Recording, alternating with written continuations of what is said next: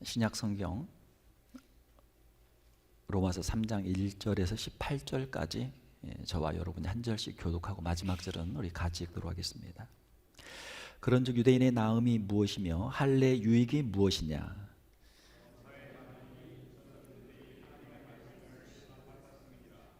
어떤 자들이 믿지 아니하였으면 어찌하리요? 그 믿지 아니함이 하나님의 믿부심을 패하겠느냐?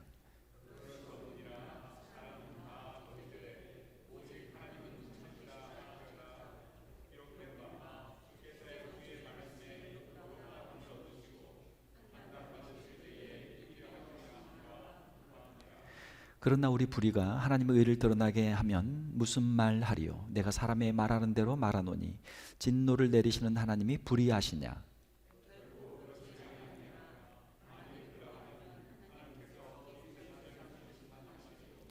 그러나 나의 거짓말로 하나님의 참되심이 더 풍성하여 그의 영광이 되었다면 어찌 내가 죄인처럼 심판을 받으리요?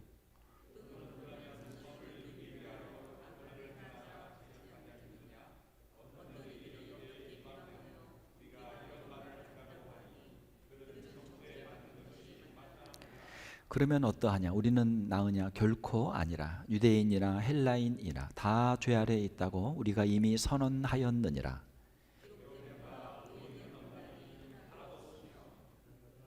깨닫는 자도 없고 하나님을 찾는 자도 없고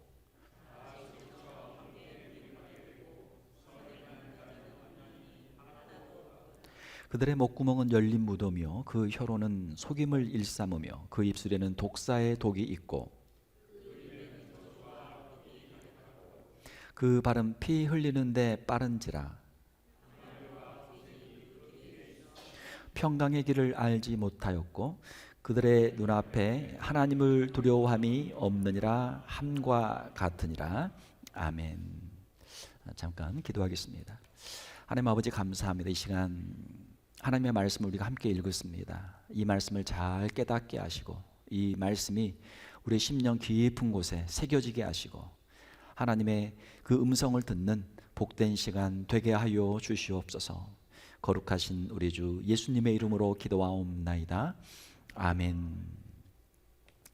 우리가 로마서 말씀을 우리 계속해서 함께 보고 있습니다. 오늘은 우리 함께 읽으신 말씀 로마서 3장 1절에서 18절 말씀을 가지고 의인은 없습니다 라는 제목으로 말씀을 전하도록 하겠습니다. 인간들의 상대적인 기준과 하나님의 절대적인 기준은 서로 다르죠.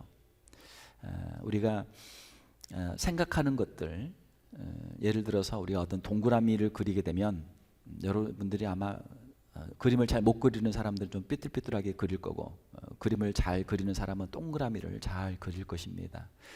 그러나 그것을 우리가 더 자세하게 보게 되면 완벽한 동그라미가 아니고 어딘가는 조금 흠이 있는 동그라미가 될 수 있겠죠. 지금 우리가 이제 뭐 코로나 바이러스로 팬데믹을 이제 우리가 지금 지나가고 있는 상황인데요. 이 바이러스라고 하는 것은 우리 눈에 잘 보이지 않죠. 사람 눈으로는 바이러스를 볼 수가 없어요. 그러나 이제 좋은 전자 현미경 같은 경우로 보게 되면 바이러스의 모양이 보이죠. 코로나 바이러스라고 하는 것은 이제 왕관형의 그 모양을 가지고 있다고 해서 이름을 코로나라고 그렇게 이름을 붙여놓은 것이죠. 자세하게 현미경으로 들여다보면 그냥 큰 공처럼 이렇게 돌기가 다 나와 있는 바이러스의 모습을 우리가 다 볼 수 있게 되는 것입니다. 사람들마다 우리가 보는 것, 우리가 아는 것에 다 차이가 있죠.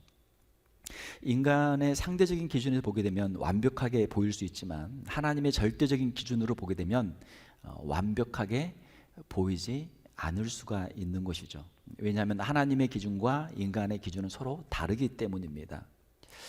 우리가 한국에 있으면 한국의 법을 우리가 따르게 되고 미국에 오게 되면 미국의 법을 따르게 됩니다. 그렇죠? 로마에 가면 로마의 법을 따라라 이런 말이 있잖아요. 각 나라마다 법이 다 있고 그 법에 따라서 이제 재판을 하게 됩니다. 사람들이 만들어 놓은 기준, 사람들이 만든 법에 따라서 사람들은 재판을 하죠. 자, 그렇지만 하나님은 사람들이 만든 법이 아니라 하나님이 만드신 법에 따라서 하나님은 심판을 하시는 것이죠. 사람들은 무엇을 봅니까? 사람들은 겉모습을 봐요. 사람들은 그 사람의 행동을 봐요. 그 행동을 가지고 사람들이 말을 합니다. 그러나 하나님은 무엇을 보십니까? 하나님께서는 그 사람의 깊은 곳, 그 사람의 마음을 보시죠. 그 속을 하나님이 보시는 것이죠. 마태복음 5장에 보게 되면 예수님께서 제자들에게 말씀하시기를 살인하지 말라, 간음하지 말라. 율법에는 그렇게 되어 있죠. 그렇지만 예수님께서 말씀하시기를 형제를 향하여서 노하는 자마다 이미 살인하였고 마음에 음욕을 품은 자마다 이미 간음하였다라고 주님은 말씀하시죠. 하나님의 기준과 우리 사람들의 기준은 다르죠. 사람들의 기준은 낮죠. 그러나 하나님의 기준은 더 절대적이고 더 완벽하죠. 사람들은 어느 정도의 차이는 있지만 하나님 앞에서 누구나 흠이 있습니다. 우리가 볼 때 야, 저 사람은 착하다, 저 사람은 의인이다 라고 하는 것들은 다 상대적인 기준이죠. 절대적인 하나님 앞에서는 그 의를 주장할 사람이 아무도 없는 것이죠. 우리가 성경에 보게 되면은 의인들이 나옵니다. 예를 들면 구약에 노아가 있죠. 노아는 당대 의인이었잖아요. 그렇지만 노아의 모습을 보면 어떻습니까? 나중에 농사를 짓고 포도주를 마시고 취해가지고 이제 실수하는 그런 장면들이 나오잖아요. 아브라함은 어떻습니까? 믿음의 조상 아브라함은 어떻습니까? 아브라함도 애굽에 갔을 때 자기 아내 때문에 자기가 죽을까봐 자기 아내를 누이 동생이라고 하고 바로에게 자기 아내를 갖다주는 바치는 그러한 어리석은 일도 있었죠. 다윗은 어떻습니까? 다윗도 그는 참 성군이었고 가장 위대한 유다의 왕이었지만 그도 밧세바 간음하게 되고 그 남편을 죽이도록 살인 교사하는 그런 끔찍한 죄를 지었죠. 솔로몬은 어떻습니까? 솔로몬은 지혜의 왕이죠. 하나님께 기도하고 하나님 주신 지혜를 받았고 하나님이 주신 그 모든 복을 받았던 사람 아닙니까? 그렇지만 그가 말년에 이방에서 데려온 아내들로 인해서 결국은 우상을 숭배하게 되는 그러한 일도 있었죠. 그 우상 숭배로 말미암아 나중에 이 왕국이 북이스라엘과 남유다로 갈라지게 되는 그러한 일들을 보게 됩니다. 우리가 볼 때는 이 사람은 야, 참 좋은 사람이다, 선한 사람이다. 물론 그런 면들이 있겠죠. 그렇지만 그가 완벽한 의인은 아니었다라고 하는 것이죠. 우리 사람들이 말하는 기준은 상대적인 기준입니다. 우리가 생각하기에, 우리가 보기에 이 사람은 괜찮다. 그건 우리의 기준이죠. 하나님의 절대적인 기준으로 보게 되면 그 앞에서는 누구든지 흠이 있는 것이고 완전한 의인이 없는 것이죠. 하나님 앞에서 자신의 의를 주장할 사람은 아무도 없는 것입니다. 자, 오늘 본문 말씀에 보게 되면 유대인의 나음은 무엇입니까? 유대인의 나음은 하나님의 말씀을 맡은 것이었죠. 그런 유대인의 나음이 무엇이며 할례 유익이 무엇이냐? 범사에 많으니 우선은 그들이 하나님의 말씀을 맡았음이니라. 이방인들은 하나님의 말씀이 없어요. 그러나 유대인들은 모세를 통해서 주신 율법을 가지고 있기 때문에 하나님의 말씀을 받았기 때문에 이것이 그들에게 큰 자랑이 되었죠.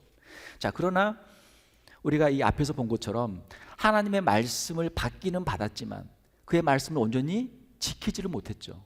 온전히 순종하지를 못했죠. 그래서 그들이 하나님의 말씀을 받은 것은 자랑거리지만 그 말씀을 온전히 순종하지 못했기 때문에 그 말씀이 그들에게 아무런 유익이 없는 그러한 결과를 초래하고 말았던 것이죠. 사랑하는 성도 여러분, 오늘 제가 칼럼에도 썼는데 악한 사탄 마귀는 우리 신앙을 방해하는데 어떻게 합니까? 우리가 하나님에 대해서 알고 하나님에 대해서 우리가 어떤 그 말씀을 통해서 뭔가를 깨닫는 것, 거기까지는 이 사탄 마귀가 허락을 해줄 때가 많아요. 그러나 말씀에 순종하는 삶을 살려고 하면 거기에서 걸림돌이 되어서 넘어지는 성도들이 많아요. 오늘 제가 우리 주보에 설교 노트를 제가 거기다 드렸는데 노트를 한번 하셔가지고 집에 가셔서 다시 한번 복습을 하시고 일주일을 사시면서 내가 이 들은 말씀을 내가 어떻게 적용을 해볼 수 있을까 한번 기도하면서 잘 실천을 해 보시기를 바랍니다. 그러니까 말씀을 우리가 들었다, 말씀을 내가 알고 있다라는 것 가지고는 부족한 것이죠. 말씀을 우리가 순종하고 말씀대로 살아갈 때 그 말씀의 능력이 우리의 삶에 역사하게 되는 것이죠. 자, 유대인이나 헬라인, 이방인이나 모두 다 죄 아래에 있다라고 성경은 말씀하고 있습니다. 자, 그러면 어떠하냐? 우리는 나으냐? 결코 아니라 유대인이나 헬라인이나 다 죄 아래에 있다고 우리가 이미 선언하였느니라. 지금 우리가 로마서 3장을 보고 있는데요, 앞에서 로마서 1장과 로마서 2장에 보게 되면 로마서 1장에서는 하나님의 말씀을 모르는 이방인들은 하나님의 말씀을 모르는 가운데 그들이 죄를 짓고 있다라고 하는 것을 로마서 1장 18절에서 32절까지 거기에 다 기록을 하고 있죠. 그거는 하나님을 모르는 이방인들의 삶의 모습이에요. 그리고 2장 1절에서 29절까지는 하나님의 말씀을 받은, 하나님의 말씀을 알고 있는 유대인들은 그러면 어떻게 살았는가? 하나님의 말씀을 알고도 그들이 실천하지 않고 순종하지 않고 하나님 앞에서 범죄했던 것을 로마서 2장에서는 기록하고 있는 것이죠. 유대인들은 하나님의 말씀을 우리가 받았다라고 자랑을 했지만 실제로는 그것을 순종하지 못하고 하나님 앞에서 죄인이 되었던 것이죠. 자, 그러므로 유대인이나 헬라인이나, 헬라인은 이방인을 뜻하죠. 유대인이나 이방인이나 다 죄 아래에 있다. 다 죄 아래에 있다. 죄 아래에 있다라고 하는 것은 무엇입니까? 죄의 권세 아래에 있다. 죄의 영향력 아래에 있다라고 하는 것이죠. 우리가 이미 선언하였느니라. 다 죄 아래에 있다고 우리가 이미 선언하였다. 이방인들도 죄인이고 유대인들도 죄인이다라고 하는 것을 선언했다라는 것이죠. 여기서 선언은 단순한 어떤 선포가 아니라 재판정에서 재판관이 그 피고를 향해서 법률적인 선고를 내리는 그러한 선언을 말하는 것입니다. You are guilty. 너는 죄가 있다. 너는 죄인이다. 해서 판사가 선고를 하고 그 사람에게 이제 그 맞는 형을 이제 때리는 것이죠. 내리는 것이죠. 유대인이나 이방인이나 하나님의 재판정에서 재판관이신 하나님 앞에서 하나님께로부터 너희는 죄인이다 라고 하는 선고를 이미 다 받게 되었다라고 하는 것입니다. 자, 그러므로 성경은 말하기를 의인은 없나니 하나도 없다라고 말씀하고 있죠. 기록된 바 의인은 없나니 하나도 없으며, 사람들이 보기에 상대적인 의인들은 있지만 하나님이 보시기에 하나님 앞에서 완전한 의인은 하나도 없다 라고 성경은 말씀하고 있는 것이죠. 본문의 로마서 3장 10절 이하의 말씀은 시편 14편 1절 이하에 있는 말씀을 이제 부분적으로 인용한 것이죠. 이 구절은 전 인류의 전적 부패성에 대해서 가장 분명하게 보여주는 그러한 말씀입니다. 인간의 생각과 말과 행위가 모두 다 부패하였다라고 하는 것이죠. 의인은 없나니, 여기서 의인이라고 하는 헬라어로 디카이오스라는 단어는 하나님 앞에서 절대적으로 완전한 자라는 뜻입니다. 우리의 신앙은, 여러분, 우리의 신앙생활은 사람들 앞에서 하는 것이 아니고 하나님 앞에서 하는 것이죠. 우리의 신앙생활에서 가장 중요한 것은 하나님과 우리 자신의 일대일의 관계에서 하나님께 과연 우리가 인정을 받을 수 있느냐 받을 수 없느냐 하는 것이 문제죠. 왜 그렇습니까? 사람들은 우리의 속마음을 모른단 말이에요. 내가 숨어서 하는 일들을 사람들은 모른단 말이에요. 내가 선을 행하는지 내가 악을 행하는지 사람들은 모른단 말이에요. 사람들은 피상적으로 겉모습만 가지고 판단하죠. 그러나 우리의 속은 하나님께서 다 보고 하나님이 알고 계시잖아요. 사람들이 우리가 선을 행할 때 사람들은 오해하고 우리를 무시하고 우리에게 욕을 할 수도 있어요. 또 반대로 우리가 죄를 가지고 있지만 겉모습은 우리가 잘 꾸미고 있기 때문에 사람들은 우리의 속을 모르고 겉모습만 보고 칭찬할 수도 있어요. 여기에서 우리의 속과 우리의 겉이 달라지는 괴리 현상이 나타나죠. 그것 때문에 고통하는 사람들이 얼마나 많습니까? 자신의 진짜 모습과 사람들 앞에 보여지는 그 모습, 이중적인 모습 때문에 고민하는 사람들이 얼마나 많습니까? 하나님 앞에서는 그런 고민할 필요가 없죠. 할 수도 없죠. 하나님께서는 우리의 속을 다 알고 계시니까, 우리의 마음을 다 알고 계시니까, 우리의 숨어있는 모든 행위를 다 알고 계시니까 하나님 앞에서는 숨길 수가 없는 것이죠. 사랑하는 성도 여러분, 오늘 우리가 이 자리에 나온 것, 사람들 누구 만나기 위해 나온 것 아니죠. 하나님 앞에 우리가 예배하기 위해 이 자리에 나온 줄 믿습니다. 이것이 우리의 신앙 생활이죠. 자, 하나님 앞에서 절대적인 완전한 자로 우리가 서야 되는데 그렇게 설 사람이 아무도 없는 거예요. 아담의 범죄 이후에 모든 사람들은 원죄를 가지고 태어나고 또 이 죄악된 세상에서 살면서 죄의 영향을 계속 받아요. 유혹을 계속 받아요. 그래서 하나님 앞에서 완전한, 절대적인 완전한 의인은 아무도 없다라고 성경은 말씀하고 있는 것이죠. 로마서 3장 11절에 보게 되면 깨닫는 자도 없고 하나님을 찾는 자도 없고, 그래서 깨닫는다라고 하는 것은 단순한 어떤 내가 안다라는 단순한 지식이 아니라 하나님과의 영적인 교제를 통해서 하나님을 아는 경험적인 지식을 말하는 것이죠. 하나님께서 살아계시고 하나님께서 어떠한 분이신가를 아는 그러한 지식을 가진 사람이 없고, 하나님을 찾는 자도 없고, 하나님을 찾는다라고 하는 것은 하나님께 더 가까이 나아가려고 하는 적극적인 의지를 뜻하는 것이죠. 인간은 아담의 범죄에 의해 타락해서 영적으로 무지하고 의지적으로도 무력한 존재, 하나님께 가까이 가기를 거절하는 그러한 존재라고 하는 것이죠. 로마서 3장 12절을 보게 되면 다 치우쳐 함께 무익하게 되고 선을 행하는 자가 없나니 하나도 없도다. 그래서 치우쳤다라고 하는 것은 여러분 혹시 화살을 쏘신 적 있나요? 뭐 화살이나 총이나 관역이 있으면 어때요? 관역에 가서 그 가운데 명중을 딱 해야죠. 10점 한가운데 명중하면 10점이잖아요. 자, 그런데 그것을 맞추려고 쏘았는데 화살이 그 10점 관역의 한 가운데로 정중앙으로 가는 게 아니고 빗나간단 말이에요. 예. 쐈으면 화살을 쐈으면 거기에 관역에 맞아야 되는데 빗나간단 말이에요. 치우쳐의 의미는 하나님의 뜻에서 빗나갔다라는 거예요. 하나님께서 원하시는 것이 있는데 우리가 하나님의 그 원하시는 대로 하지 못하고 잘못된 길로, 다른 길로 가게 되었다라고 하는 것이죠. 치우쳐 함께 무익하게 되고 선을 행하는 자가 없나니, 여기서 선이라고 하는 것은 하나님의 마음에 합한 선, 하나님께서 기뻐하시는 일을 행하는 것을 말하죠. 선을 행하는 자가 없나니 하나도 없도다. 하나도 없도다. 하나도 없다라고 하는 것은 타락한 인간의 전적인 무능함, 그리고 죄의 보편성을 말하고 있는 것이죠. 우리가 상대적으로 보게 되면 우리가 상대 평가를 많이 해요.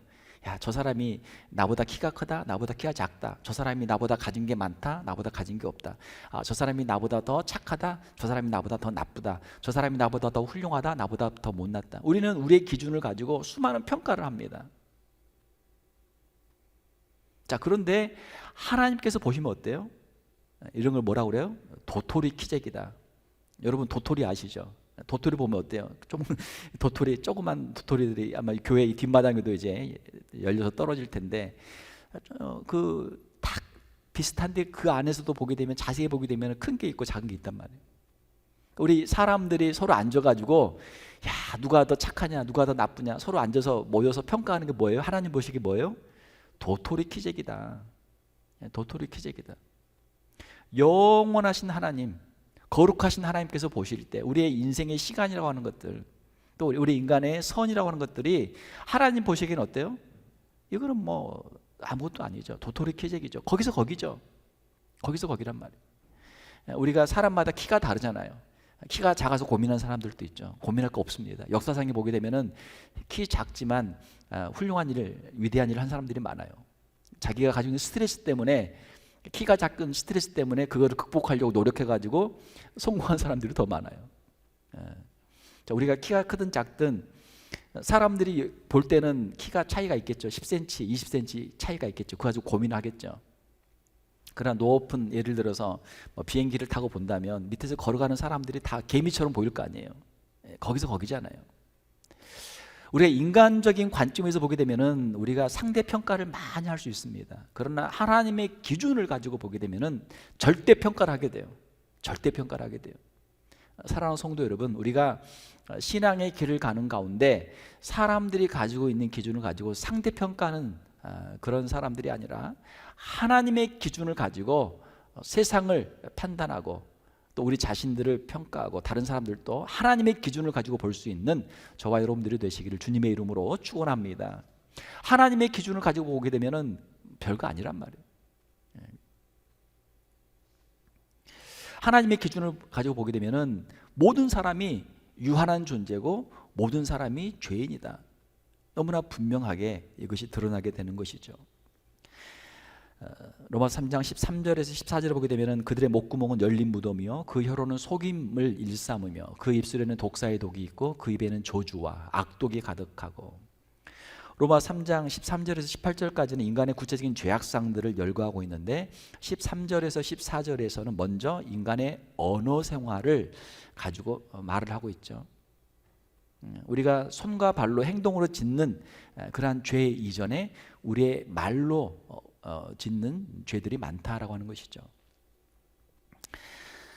사람들의 마음속에 있는 악이 어떻게 나옵니까? 우리의 목구멍을 통해서, 혀를 통해서, 입술을 통해서 밖으로 나오는 거죠. 속에 있는 것이 이렇게 밖으로 나오는 거예요. 목구멍은 열린 무덤이요. 열린 무덤. 우리 한국이나 미국에서는 이제 땅을 파고 아래로 이제 매장을 하죠. 시신을 매장하죠. 그러나 이스라엘에서는 이제 그 암벽 바위가 있는데 그걸 이제 바위를 뚫어서 옆으로 이렇게 뚫어서 묘를 만들고 그 밖에다가 이제 돌로 그 막는 그런 이제 묘를 사용하고 있습니다. 우리의 입을 열면 어떻게 되는가? 마치 그 벽에 있던 바위에 있던 무덤이 열려서 거기에서 여러 가지 악취가 나오고 거기에서 죽음의 냄새가 나오는 것처럼 우리의 입을 열게 되면 우리의 목구멍은 열린 무덤이요. 우리 입에서 뭐가 나옵니까? 그 혀로는 속임을 일삼으며 그 입에서는 독사의 독이 있고 이외에는 저주와 악독이 가득하다. 열린 무덤은 입을 열어 사람들을 험담하는 것이 사람을 죽이는 것과 같이 치명적이다라고 하는 것을 암시하는 것이죠. 그 입술에는 독사의 독이 있다. 독사의 독은 치명적이죠. 한번 물면 사람에게 치명적인 해를 입히고 심지어는 생명을 앗을 수도 있죠. 빼앗아갈 수도 있죠.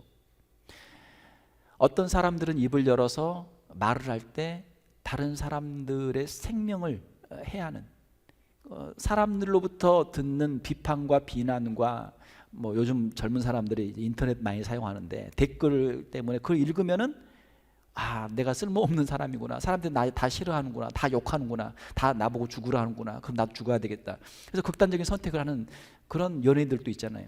너무 그걸 많이 받게 되면. 자, 입에는 독사의 독이 있다. 우리의 언어 생활이라고 하는 것이 다른 사람들을 죽이는 그러한 독이 있다라는 거예요. 그 입에는 저주와 악독이 가득하다. 다른 사람이 잘못되기를 바라고 다른 사람을 저주하는 이 악독이 가득하다. 영어로 비터니스인데 우리 안에 속에 우리의 인생을 살면서 우리의 안에 뭐가 있습니까? 사람 안에 뭐가 있어요?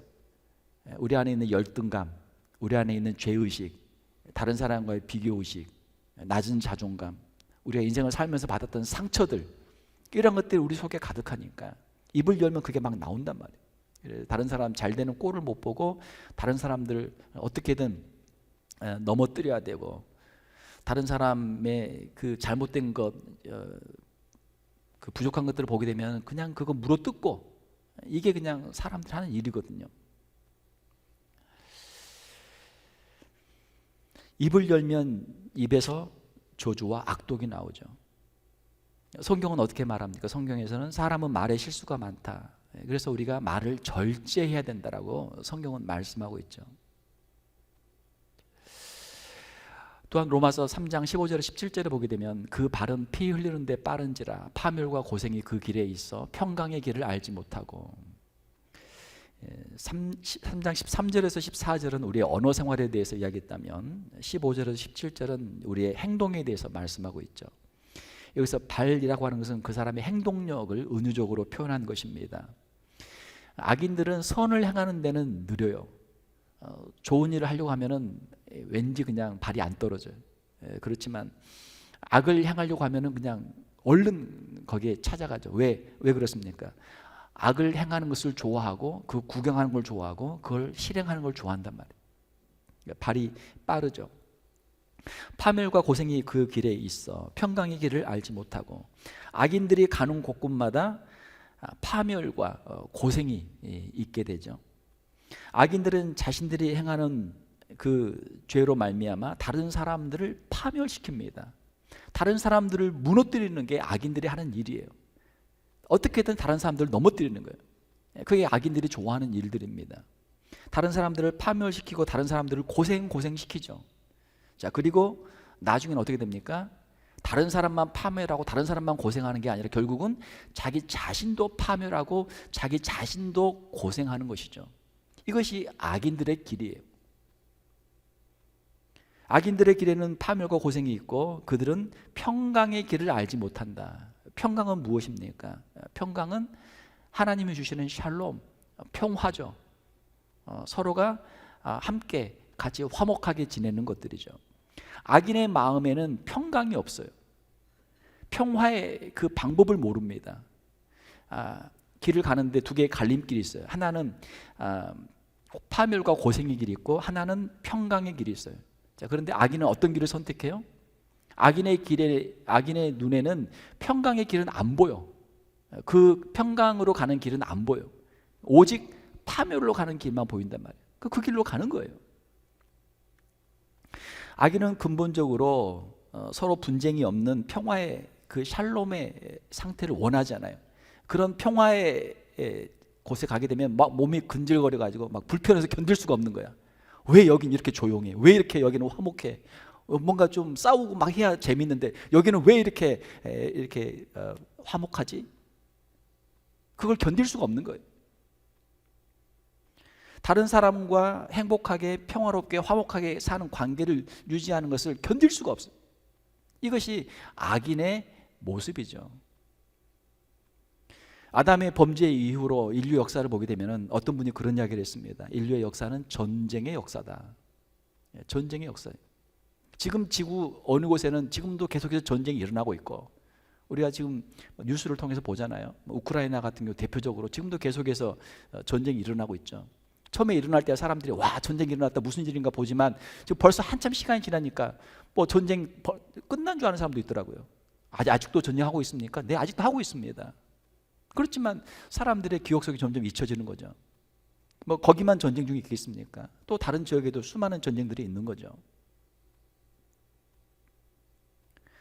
그리고 평화롭다고 하는 곳에 있는 사람들도 전쟁을 계속해서 준비하죠.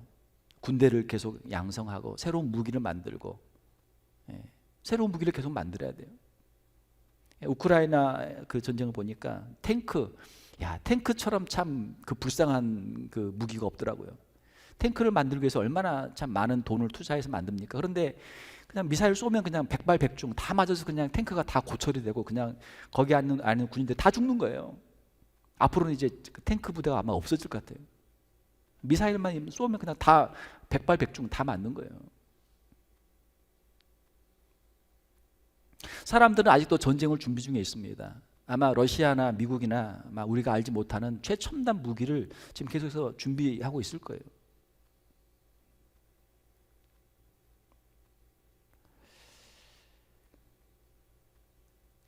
우리는 아직도 전쟁 중에 있고 아직도 전쟁을 준비하고 있어요. 항상 전쟁에 대한 두려움이 있죠. 그것이 우리가 가지고 있는, 우리 인간들이 가지고 있는 근본적인 불안이고 우리의 전쟁에 대한 이제 그 대비하는 그런 마음들이죠. 로마서 3장 18절을 보게 되면 그들의 눈앞에 하나님을 두려워함이 없느니라 함과 같으니라. 악인들의 가장 근본적인, 그들의 죄를 짓는 가장 근본적인 이유는 무엇인가? 그들이 하나님을 인정하지 않고 하나님을 두려워하지 않기 때문에 죄를 짓습니다. 하나님께서 우리 눈앞에 딱 계시면은 죄를 지을 사람 아무도 없어요. 아무도 없어요. 사람들이 보고만 있어도 죄를 쉽게 짓기가 어렵단 말이에요. 하나님께서 딱 보고 계시면 누가 감히 죄를 짓겠습니까? 그런데 사람들이 주위를 딱 둘러보고 사람들이 없고 그러면 죄를 짓는단 말이에요. 사람들은 보고 있지 않아도 하나님께서는 다 보고 계시는 줄 믿습니다. 이것이 신앙인들의 신앙 고백이에요. 요셉이 그랬잖아요. 당신의 남편은 집을 나갔고 당신이 하인들도 다 내보내고 당신 이 집에 당신과 나 둘밖에 없지만 하나님께서 보고 계십니다. 하나님께서 알고 계십니다. 이것이 신앙인의 고백인 것이죠. 사람들이 죄를 짓는 근본적인 이유는 바로 하나님을 인정하지 않고 두려워하지 않기 때문입니다. 자신들의 눈에 하나님이 보이지 않으니까 죄를 마음대로 짓는 거예요.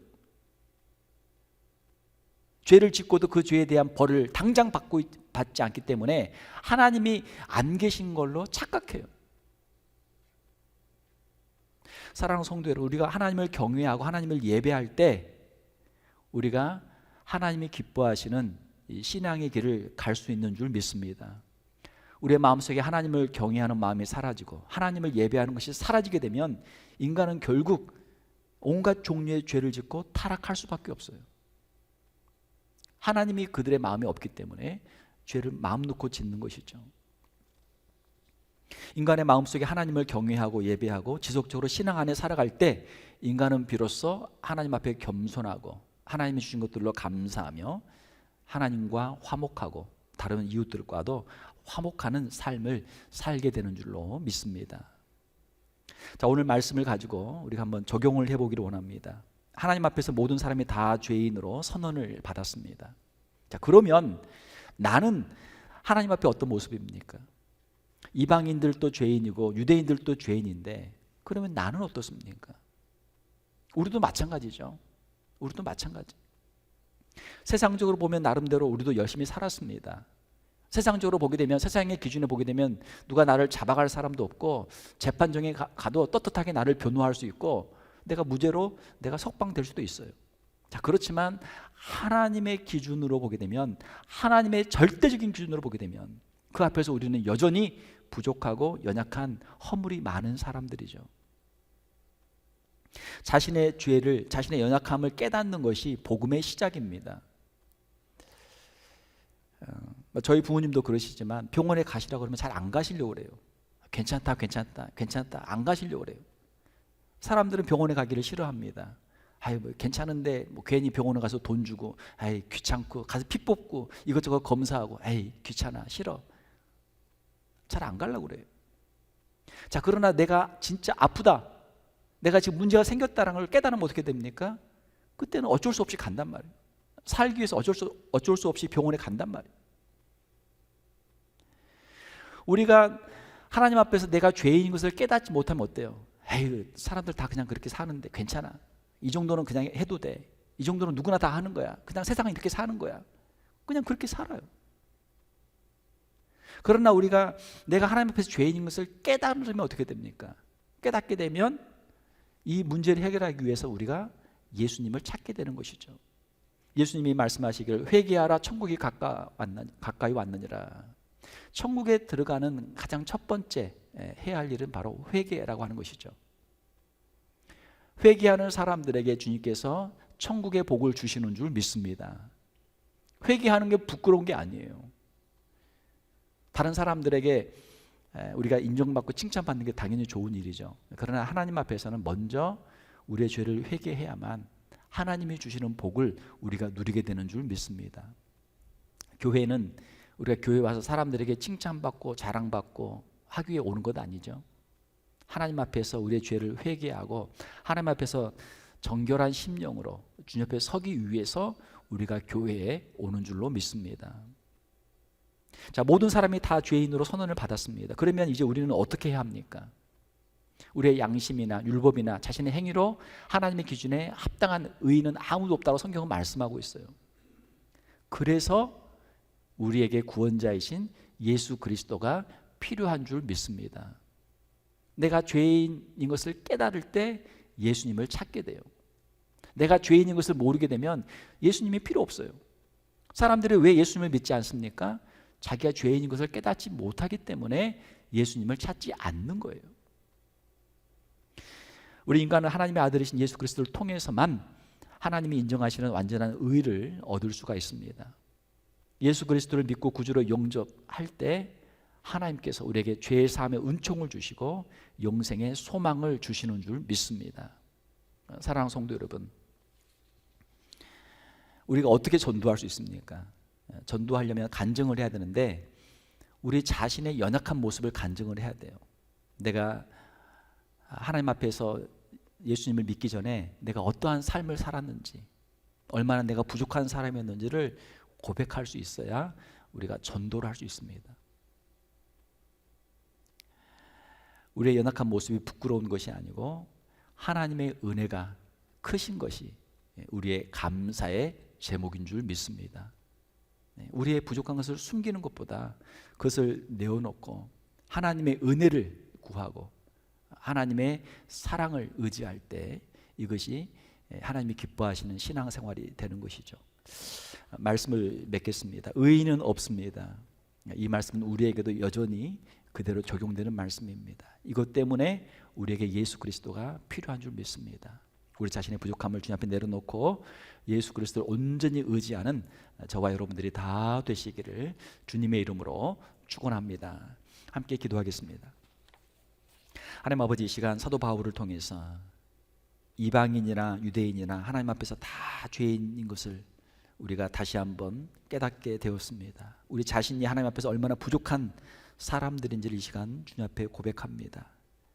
우리가 죄인이기 때문에 우리의 죄를 대속하기 위해서 예수 그리스도께서 이 땅에 오신 줄 믿습니다. 예수 그리스도를 구주로 영접하게 하시고 예수 그리스도를 의지하는 믿음으로 주님 앞에 서는 우리 귀한 성도들 다 되게 하여 주시옵소서.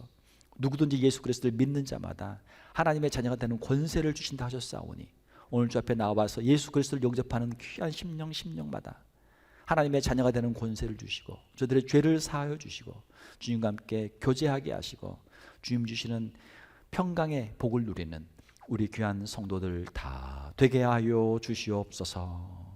거룩하신 우리 주 예수님의 이름으로 기도하옵나이다. 아멘.